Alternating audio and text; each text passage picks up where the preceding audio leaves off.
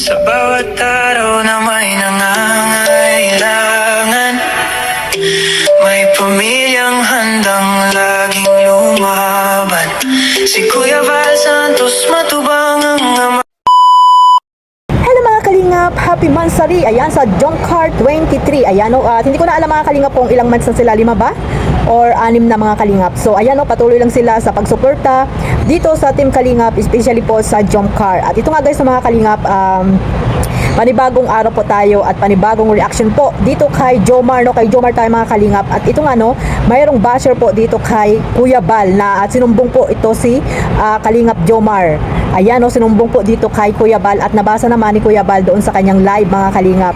Pero bago natin simulan ang ating reaksyon ngayong araw na to, syempre magsha-shoutout muna tayo sa ating founder Kuya Val Santos Matubang, Ate Edna Vlogs, Kalingap Rap, at sa lahat po ng mga nasa landing pad, ambassador, deputy, mga Kalingap Scouters, miga love shoutout po sa inyong lahat. Sa mga kapwa ko po OFW, yung mga nandiyan po sa Pilipinas, at syempre yung mga sponsor na walang sawang sumusuporta po sa Team Kalingap, shoutout po sa inyong lahat. At ganoon din po sa mga reactor na nandito po sa Team Kalingap, yung mga legit reactor po, ayan, miga love shoutout po sa lahat. Ito nga mga kalingap no, ipagpatuloy na natin itong reaction natin. At ayan nga, nakita nyo naman sa aking tabi may isang buzzer na nakapasok at pinasok talaga, hindi lamang isa.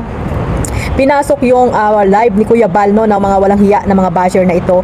Pag talagang Jomcar, Carla ang pinag-uusapan, Edsay ay talagang nandyan po yung mga basher na walang magawa sa buhay. At ito nga guys no, ay nagsumbong ito kay Kalingap, ay kay Kuya Val mga kalingap. Nag-live si Kuya Val kanina lang. At sa mga hindi pa po nakapanood niyang live na yan, pakipuntahan po ang YouTube channel ni Kuya Val no. At ayan nga po ay nag-live nga po siya dyan at nagsumbong po itong isang tao na to na walang magawa sa buhay na paalisin na daw di umano itong si Kalingap Jomar sa Kalingap kasi nga ay niluluko lamang itong si Baby Carla. Totoo nga kaya ito mga Kalingap? At nandiyan nga ano, nakalagay dyan na mayroong girlfriend at yung girlfriend ni Kalingap Jomar ay single mom. Pambihira yan, mahilig pala sa single mom si Kalingap Jomar. At ayun nga no, nabasa ni Kuya Val na nasupalpal itong basher mga kalingap. Sinupalpal ni Kuya Val no. Hindi po natin ipaparinig yung sinabi dito ni Kuya Val, pero kung gusto niyo pong mapakinggan no, yung mga sinabi ni Kuya Val dito sa basher na ito, pakipuntahan niyo po ang kanyang YouTube channel kasi po hindi pa natin pwedeng kunin yung clip video mga kalingap kasi nga kanina lang nilive po ito ni Kuya Val. So ayan, pakipuntahan niyo po mga kalingap, mga ka-Jomcar dyan para po mapanood niyo po. At nasupalpal dito itong basher na ito mga kalingap. Nabasa ni Kuya Val na ano daw, na mas maganda nga daw mga kalingap, marami maraming girlfriend si si Jomar no. Yan no, kulik and kulik then silik, ganun ba yon kay Kuya Val?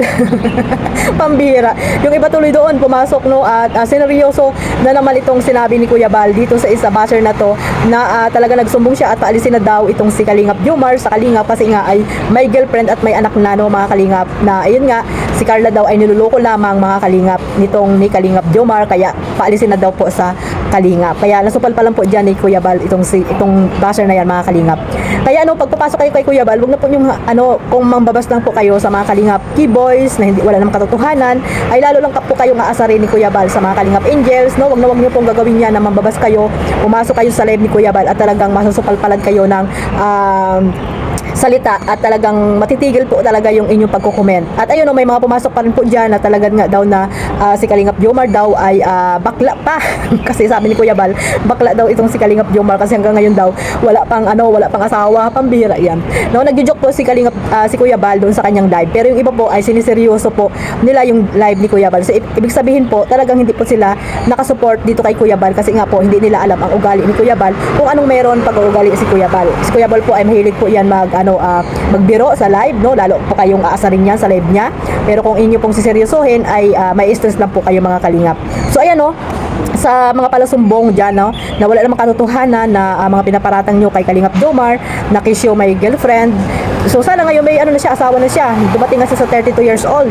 Wala pa ring asawa, di ba mga kalingap? Kaya sabi ni Kuya Val na na bakla daw itong si Kalingap Jomar at si Berador kasi daw wala pang asawa hanggang ngayon no. 32 years old na at si Berador ilang taon na ba yan? 38, 39. No, mukhang 45 na. Napasama tuloy si Berador. Ayan no, kaya huwag po kayong basta-basta tawag dito, magko-comment ng wala namang katotohanan no, para lang masiraan nyo si Kalingap Jomar sa Kalingap, para tuwan-tuwa kayo na kala nyo naman nagpapaalis si Kuya Val ng mga Kalingap partners. Hindi po nagpapaalis si Kuya Val ng mga Kalingap partners. Sila po yung At sila po yung kusang umaalis dito sa Kalingap. Pero yung paalisin ni Kuya Bal, hindi po nagpapaalis si Kuya Bal ng mga Kalingap partners. Lalo na po yan, sila Kalingap Jomar, na alam naman natin na malaki po ang naitutulong niyan sa mga channel ni Kuya Bal, no? Malaki ang naitutulong ng Jomcar, di ba? Kasi nga mayroong Alikabok, no? Alikabok sa dagat, yung teleserye po ni Kuya Bal Santos Matubang. So, po ako sa iyo basher, no, yung mga basher dyan ni Jomar, manood na lang po kayo, i-marathon nyo na lang po yung Alikabok sa dagat para po makatulong pa kayo, hindi yung para sumbong pa kayo na wala namang katotohanan. Akala nyo naman ay mapapaniwala nyo si Kuya Bal sa mga ganyang mga sumbong-sumbong nyo. Hindi po maniniwala si Kuya Bal dyan. At si Kuya Bal po ay hindi po yan sumbungan. Mapapahiya lang po kayo dyan, no, kung para sumbong po kayo dahil wala namang katotohanan ano yun, sumbong lang na walang ebidensya, di ba? So ayan po mga Kalingap, no, talagang may mga basher talaga si Kalingap Jomar, no, pumasok doon, no, nagsipasukan doon sa live ni Kuya Bal kanina, yung ibang basher nakita ko walang mga jacket pa yung iba, at syempre mga dami account, so, ibig sabihin talagang gusto lang nila talagang pabagsakin ang Jomcar or si Kalingap Jomar, or talagang gusto lang nilang paghiwalayin po ang dalawa. So ibig sabihin itong supporters siguro ito ni Carla, mga Kalingap, no, yung mga talagang kay Carla lang po nakapanig at hindi po dito sa Jomcar talaga. So ayun po, no, ayaw nila kay Jomar para kay Carla kasi nga daw, ayun nga, may girlfriend daw at niluloko nga daw di umano itong si Carla lamang ni Kalingap Jomar, na wala namang katotohanan, di ba? Puro lang naman sila comment na wala namang katotohanan, mga Kalingap. Kaya sana po yung mga basher, no, 2026 na, no, lalo na yung mga diyan, yung ibang mga senior. Hindi ko po nila lahat mga Kalingap, pero karamihan po talaga ng mga basher ay may mga edad na po at hindi natin alam kung bakit ganyan po yung kanilang pag-uugali. Hindi na lang po sila magsuporta, no? Hindi na lang maging masaya sa mga napapanood nila dito sa Team Kalingap.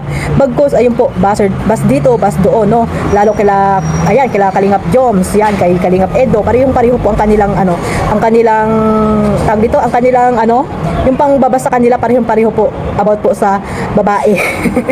About po sa babae. Sana all, no? Mga Kalingap, ayun nga, si Kalingap Edo, nasabihan din ni Kuya Bal, no? Bakla daw, kasi nga hanggang ngayon ay wala pang asawa, no? At ayun nga, biro lang naman ni Kuya Bal yun, kasi nga may mga basher na walang magawa nga sa buhay. So ayan mo, narinig ko rin dyan, nasabi ni Kuya Bal na si Carla lang talaga hanggang dulo at para kay Kalingap Jomar, no? Kasi nga lagi po sila magkasama at kita-kita naman nila Kuya Bal kung gaano po sila kasweet, mga Kalingap, no? Talagang alam yun na laging kasama naman si Kuya Bal, nila Joms, pag may mga sila punta sa ibang bansa, at si Kuya Bal naman talaga yung CCTV nila, kaya alam na alam ni Kuya Bal kung ano po yung nilang dalawa, di ba? Yung pakikitungo nila sa bawat isa. Kaya yung mga basher dyan, kung hindi po kayo masaya, ay matulog na lang kayo, no? Dahil hindi nyo po mapapaghiwalay po ang Jomcar. Ilang taon na po ang Jomcar dito sa Kalingap, di ba? At may aabangan pa nga po tayo, di ba, mga Kalingap? Yung mga basher dyan, abangan nyo yung pasabog na sa channel ni Kalingap Rab, no? Yung kanilang travel po sa Vietnam. Mali natin mamaya, di ba? Premiere, kasi mahaba-haba po yun, mga Kalingap. Kaya abang-abangan natin po yan. At yung sa EDSA din po, mga Kalingap, dahil nag-anniversary din po sila doon sa Manila. Kaya yan pong dalawang love team na yan ang kaabang-abang po yung mga upload ni Kalingap Rab. Kung ano ba yung mga nila, no? Ikiligin ba tayo, mga Kalingap? Ayan, kaya grabe po ang excited ng ibang mga supporters po ng Jomcar at ng EDSA. Pero po yung mga basher dyan, sana po ay hintayin nyo rin kung anong meron, at pakikiligin din po kayo, no, ng Jomcar. Pakikiligin kayo ng Jomcar, lalo na si Kalingap Joms, no? Yung mga ayaw dyan kay Kalingap Jomar ay pumikit na lang kayo, wala kayong magagawa, no? Kung gusto nyo paalisin si Kalingap Jomar, sabihin nyo sa kanya umalis sa Kalingap, hindi yung magsusumbong kayo doon kay Kuya Bal para paalisin itong si Kalingap Jomar. Kasi for your information, hindi po nagpapaalis si Kuya Bal ng mga Kalingap partners. So kung gusto mong paalisin si Kalingap Jomar dito sa Kalingap, ayan, sabihin mo sa kanya, umalis sa Kalingap. Hindi yung saan-saan ka magparasumbong na wala namang katotohanan. So hanggang dito na lang po, mga Kalingap, no? At natutuwa lang ako dito sa comment na ito ng isang basher na ito, mga Kalingap, na talagang gigil, no, na mapaalis si Kalingap Jomar dito sa Kalingap. Pero hindi po yan mangyayari, kasi alam natin kung gaano kaluyal at marespeto po si Kalingap Jomar dito kay Kalingap Rab at kay Kuya Bal, at syempre kay Carla, mga Kalingap, no?